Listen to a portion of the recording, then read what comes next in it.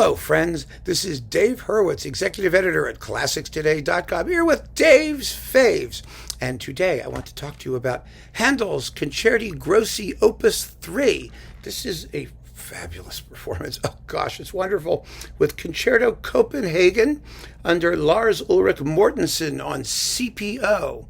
And first I want to talk about the works. It's really fun. These are 6 concerti. They are listed as Opus 3. Now, unlike Opus 6, these were enormously popular in Handel's day, probably inspiring him to write Opus 6, which are the ones we all know and love. That's 12 concerti grossi, and they're big and long and enormously popular, and they were used as interlude music in his operas, as were most of the movements in this set as well. But Handel had virtually, to the extent we know, nothing to do with Opus 3. It was his publisher who cobbled them together from various sources. And as a result of that, they are nowhere near as, well, it's typical Handel. You know, it's like you open a closet that's overstuffed with interesting stuff and you pull things out and some of it falls out spontaneously and you stitch it together and there you go. I mean, Handel's not the guy to go to if you're looking for formal shapeliness, like Bach, for example, in that sense. You know, these were published by an enterprising, money-making music printer, and Handel seems to have only been involved tangentially in determining what went in there, or even if what went in there was an actual concerto. They could have been cobbled together from other sources. And unlike the Opus 6 concerti, which are scored for strings, or in some cases strings and oboes, because Handel, added oboes when he played them in concert with his operas and other things. But they're basically string works entirely on the lines of Corelli's concerti for strings, with a concertino of small soloists, small group of soloists, and then the larger string ensemble. These have all kinds of people in them. And let's see who we have here. You've got, of course, your normal strings.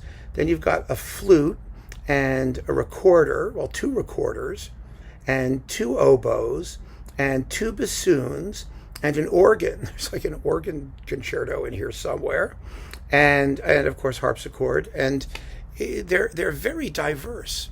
But the thing about Handel that is so fascinating is that it doesn't really matter what you do or what order you do it in. It's all just fun.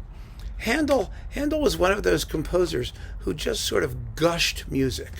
You know, it just came out of him. And you can always almost tell it's Handel simply because the music is so much fun.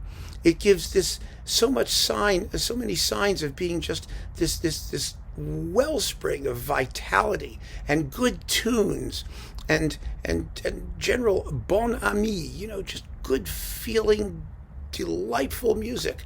And that's what these pieces are. Now, like many people, I listened to Opus 6 and enjoyed Opus 6, and I would sort of like poo-poo Opus 3. It's like, these are the ones that, the publisher did. Handel didn't care, bluppity, bluppity, bluppity, blup. Well, maybe that's true, but they're wonderful.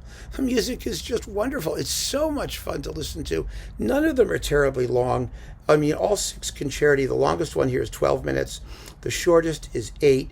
There is actually a 7th one that may have been in or may not have been in. We don't really know. Some performances include it, some don't. I mean, you have to make some editorial choices, but I'm not going to go into that. It's not worth losing any sleep over. The whole set takes just under an hour in these performances. And I do want to say something about Concerto Copenhagen and Lars Ulrik Mortensen. This is one of the great period instrument groups out there.